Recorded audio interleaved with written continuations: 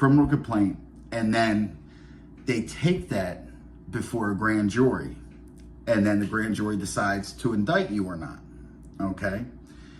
Now, here's the situation. He's from New York, and everywhere you go, like when I was arrested by the feds, I was in the Northern District of Maryland.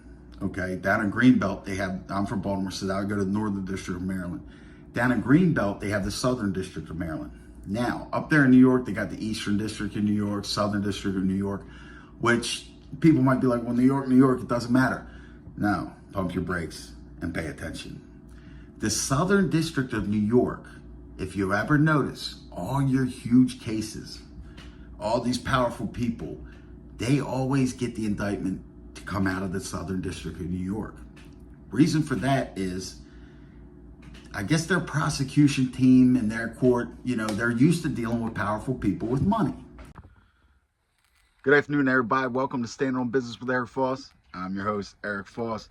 What you just seen, that was an excerpt from my video from 4 or 5 months ago, whatever it was, whenever the feds first got on Diddy and raided his house.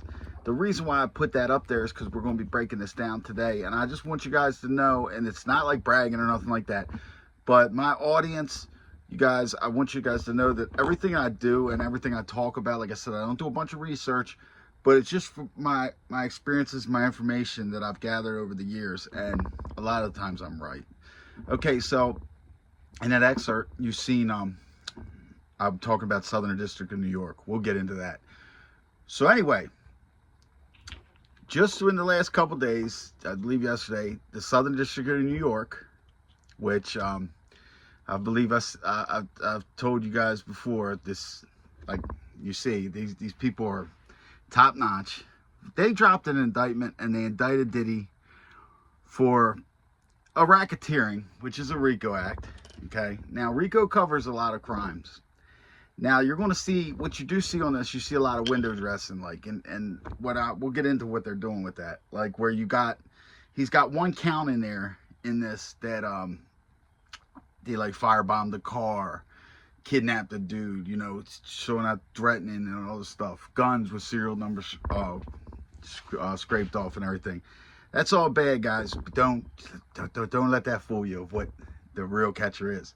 If you notice on everything, Diddy faces 15 years to life. Now, Diddy faces 15 years to life for the sex trafficking, which I believe I've talked about that on these videos before also. What that means in the federal system, now this isn't the state where they suspend sentences and stuff. That means that without any cooperation or anything, just an up and up, say P. Diddy pled guilty today, the best that he could get is 15 years. Mandatory minimum. That's what that is. But he's in more trouble than this. Okay? So I'm talking about the main thing you want to pay attention to, though, is that count. You want to pay attention to the count that carries the biggest mandatory minimum. That's how your guidelines start pumping up there. Now, what they'll do with that, they'll put him, he's already there to the 15 to life. Now, they'll come with enhancements. All these other things could be enhancements, which he doesn't even have to be convicted of, which is crazy. Basically like this, say the jury finds, say he goes to trial, jury finds him guilty of just the sex trafficking, the guns and all that shit that never gets convicted of that. Now, the pre-sentence report will come up and they will ask for enhancements because of them guns, which could possibly be 924C, which would be 5 years consecutive to his crimes, stuff like that. And you don't even have to be convicted of these things. Now, the 924C, they may not have put that in there, but whichever way, they know how to bump you up the guidelines. Now, there's only 43 levels on the guidelines. Level 43, offense level 43 is life, all the way across the board. Category 1, 2, 3, 4, 5, 6. So once they can get you up there around that 43, you get you in the high 30s, it's tough. And like I said, he's got a mandatory minimum 15-year sentence. He was denied bail today, which is just being denied release. Like I've touched on this before on some of these channels, argue with these people. This isn't the state. The feds print the money. I don't care who you are, how powerful you are. They control the course, okay? Now, getting into power. Diddy is a powerful man. So what's that tell you? The feds trust and believe. They know that he's got the money for the attorneys and to battle with them. So they crossed their T's and dotted their I's. This indictment is going to be so rock solid. And they got it coming out of the Southern District of New York. Top flight. This is not no game. This is not no game. I called it, if you go back to my videos, I called this R. Kelly on steroids. And once again, boom, I stand on it. I stand on it. This is R. Kelly on steroids. Now, when he was denied bail, that's a gut punch. It's harder to fight your case from behind bars, especially under all the scrutiny he's going to be under. He's going to be under constant surveillance. It's going to be none of the suicide stuff and everything like that. So now, what is Diddy's options? Let's get into it. Is Diddy going to cooperate? What do you guys think? Now, if he does cooperate, it could trigger some animosity also, because if you look at it like this, the guy Epstein somehow offs himself and he was going to cooperate.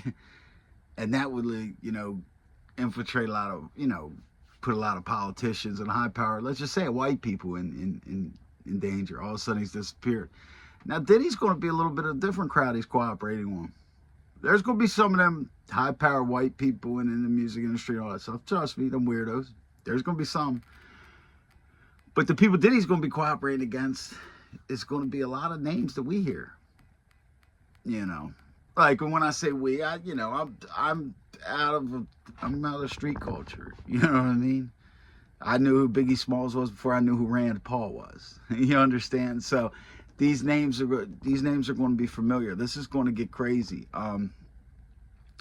They're looking for forfeiture, federal forfeiture for a lot of his properties and things like that.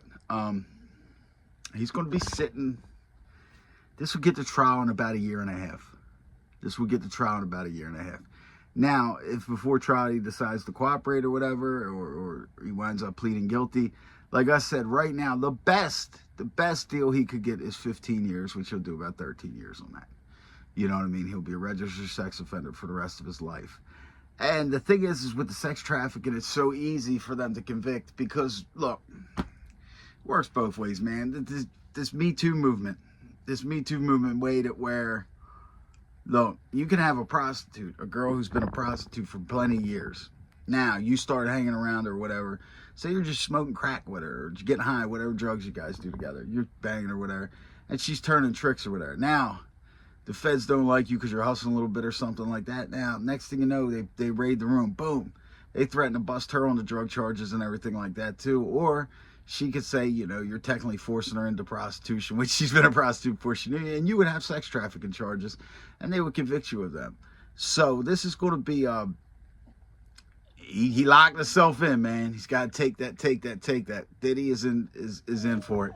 Okay, guys, remember, I still got to take the dog out. Like, share, and subscribe, and let's push the channel, man. Let me know what you think in the comments. Like I said, I'm not saying I told you so, but remember, when I talk about these things, I know what I'm talking about. And this Rico, look, the feds wrapped him up, man. And like I said, they crossed the T's and dotted the I's. And contrary to what some people believe on here, especially in MobTube, the feds don't just pick up cases and indict people just to drop them. So this is going to be something to watch for. Okay, guys, until next time, just remember, always stand on business.